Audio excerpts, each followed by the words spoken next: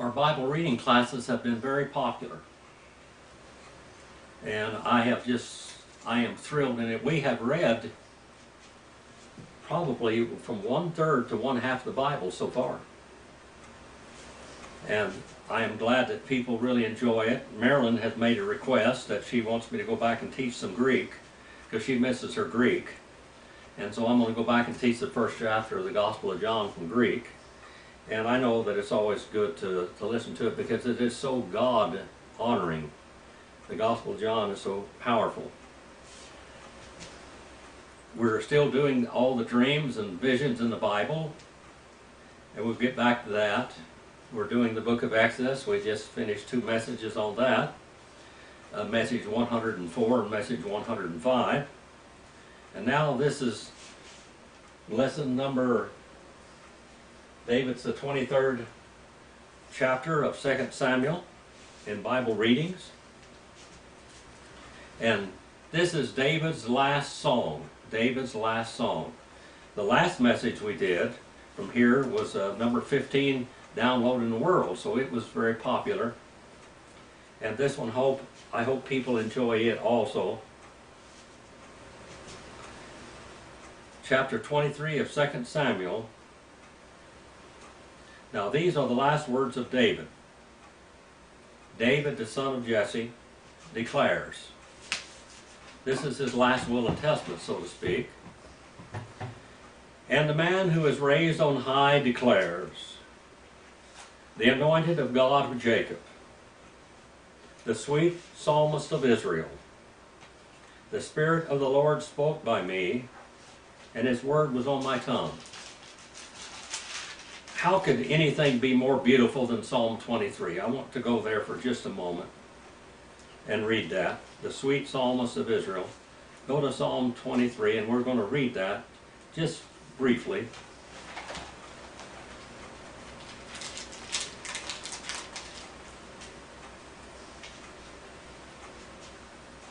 The Lord is my shepherd. I shall not want. He makes me to lie down in green pastures.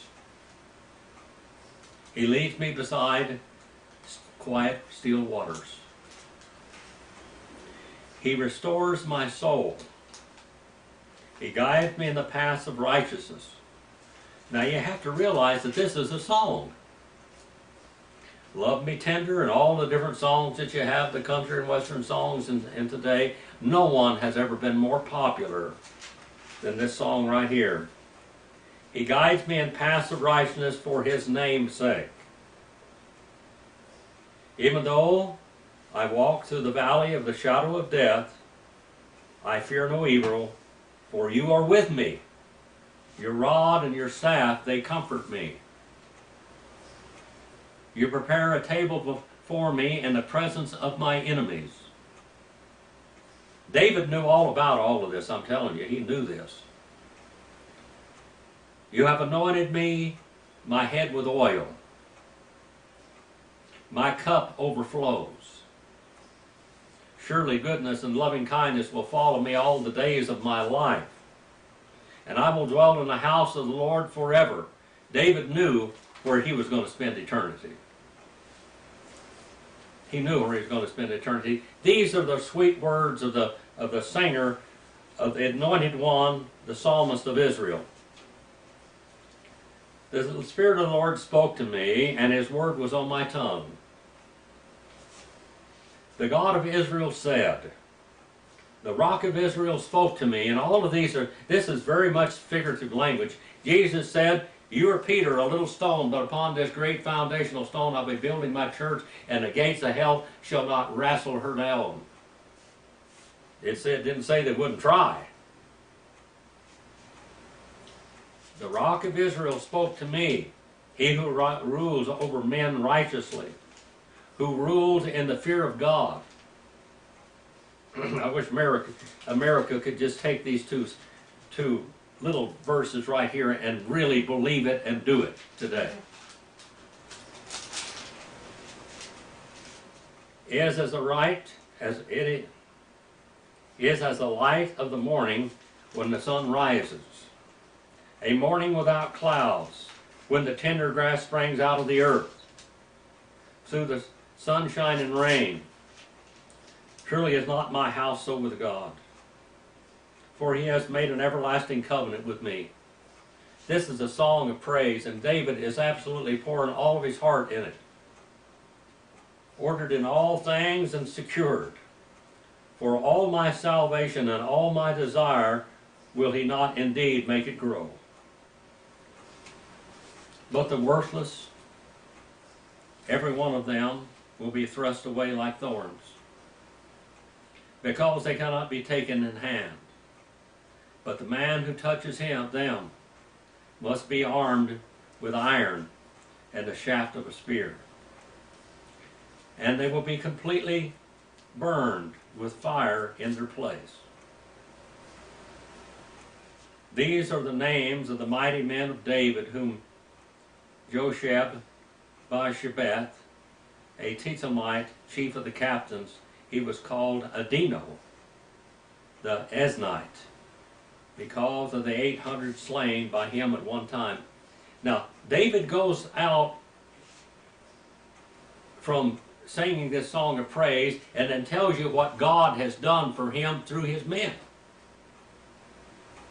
Now, I don't want this to be boring, but we need to read it, because these are the men that God sent in David's to take care of David, and David to take care of them. Adino, the Eznite, because he 800 slain by him at one time. He slew 800 men. And after him was Eleazar, the son of Dodo, the Ahobite, one of the three mighty men with David when he defied the Philistines, who were gathered there in battle, and the men of Israel had withdrawn. These three men stood out there with David, and they fought the Philistines. And he rose and he struck the Philistines until his hand was weary and clung to the sword. And the Lord brought about a great victory that day, and the people returned after him only to strip the slain.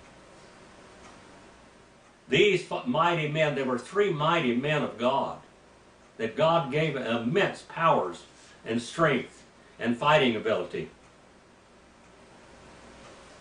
There were 30 also, the greatest of the 30, but there were the three of the greatest of the 30. Now after him was Shammah, the son of Agi, a Hittite. And the Philistines were gathered into a troop, where there was a plot of ground full of lentils. You know, this is lentils like beans. And the people fled from the Philistines. But he took his stand in the midst of the flock. He defended it, and he struck the Philistines, and the Lord brought about a great victory. One man. These are mighty men of God.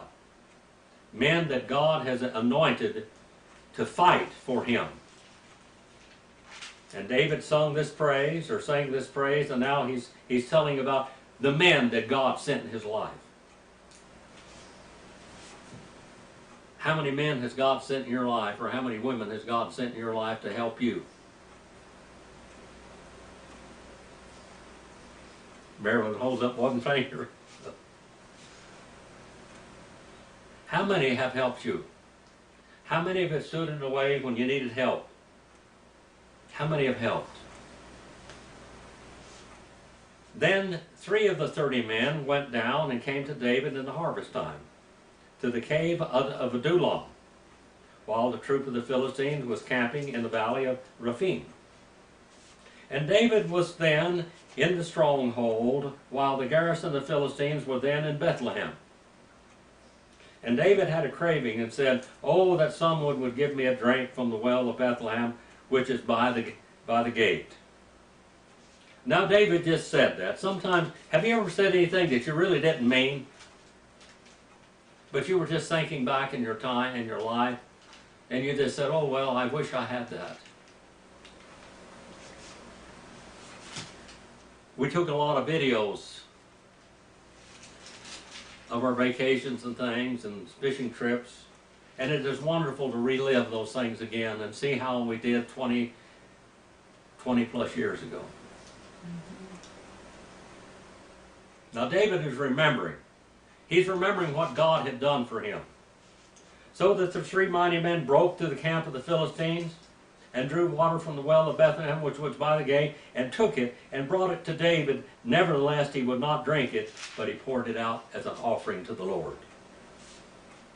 And David said, Be it far from me, O Lord, that I should take this. Shall I drink the blood of the men who went in jeopardy of their own lives? Therefore he would not drink it. And these things the three mighty men did. And Abishai, the brother of Joab, the son of Zeruiah, the chief of the 30, and he swung his spear against 300 and killed them.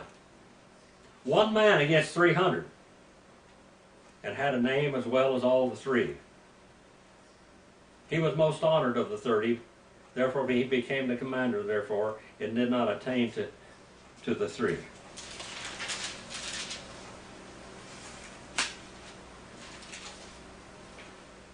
Then Banaya, the son of Jehoiada, the son of valiant men of Kabzeel, who had done mighty deeds, killed 2 sons of the Ariel of Moab. He also went down and killed a lion in a pit in a snowstorm. Killed a lion in a pit on a snowy day. And he killed an Egyptian, an impressive man. Now the Egyptian had a spear in his hand, and he went down to him with a club. So this Egyptian has a spear in his hand, and he goes down with him with a stick. And he snatched the spear from the Egyptian's hand. He killed him with his own spear, his own weapon. Now, by the way, this Egyptian was a tall man. He was over 7 feet tall. These things Benaiah the son of Joy did, and had a name as well as the 3 mighty men. And he was honored among the 30, but he did not obtain to the 3. And David appointed him over his guard. And Asahel, the brother of Joab, was among the 30. Elihanan, the son of Dodo of Bethlehem. Shammah the Harodite. Elikah the Harodite. Helez the Palatite. Ira the son of Ikesh. And Bechoite. Abiezer the Anathite. Bubenai the Hushite. Now, each and every one of these people really lived. They did tremendous deeds. There were 30 men of David, 3 men that were unbelievably powerful men, 30 men that were above, way beyond anything of the other nations. And there were 300 men altogether that were his mighty warriors. When the one prophet, when he told Absalom the time that Absalom was going out against his father, he said, your father is a mighty man. Your father has mighty men with him. When these men go out there against those people, they're going to fall over like grass in the field. These are mighty men. And God, through his word, names these men that were so great. This is an honor roll. Salmon the Ahohite, Maharal the Netophathite, Heleb the son of Banah the Nephatite, Ittai the son of Rabbi of Gibeah of the sons of Benjamin, Banaya the Parathonite, Hittite of the brooks of Gaash,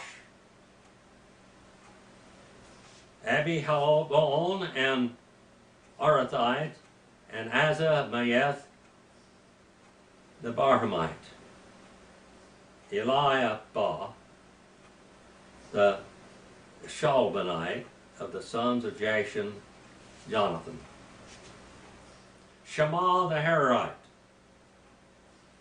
Amiam the son of Sharar and Arite, Eliphalet the son of Abishai, the son of Machavite the Eliam, the son of Ahithophel the Gileonite, Hezro the Carmelite, Perai the Arbite, Igal the son of Nathan of Zabah, Bani the Gadite, Zelak the Ammonite, Nahari the Berethite, armor bearers of Joab the son of Zeruiah. Now pay very much attention to what I'm going to say the next two verses. Ira the Ithrite and Gareb the Ithrite. Uriah the Hittite. Uriah the Hittite, 37 in all. What did Uriah the Hittite? Who was he? He was one of David's mighty of the 30 men. He was one of the mighty of the 30 men. This is the man, and we can understand how absolutely self-sacrificing they were. David sends for him, tells Joab, send him here. He comes there, and he won't go into his beautiful wife and stay all night with her. He sits at the gate, or at the door of David's house. Sits at the door of David's house. David got him drunk and said, go home to your wife. And he said, I will not. Well, God's men, Israelites, are out there in the field taking the arrows of the enemy. I will not go to my wife's house and sleep in her bosom. I will not. 30 men in Israel were the greatest of all. 3 of those 30 were giant killers.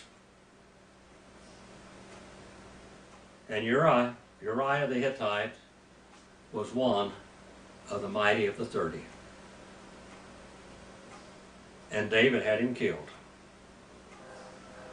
That's a sorry story. That was David's low part in his life. God forgave him, didn't he?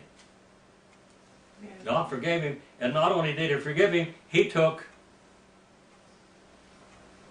Bathsheba, and through the womb of Bathsheba, he would bring forth the next king of Israel. And God wanted that boy. God forgave David and Bathsheba, and he gave the next son that they would have to be on the throne of Israel, the glorious throne that would represent Jesus Christ in the millennium. David represents Jesus Christ when he comes back here in the tribulation period. In Revelation, the 19th chapter, verses 11 onward. These were great men of God. Our Father, we send this message out to honor and glorify you. You had a great man of God in this world one time that was your king. And he will sit probably on your throne in the millennium upon this earth again in Jerusalem. And Father, you picked a great man, but he was human, just like us, all of us. Father, use this message for your honor and glory, and please forgive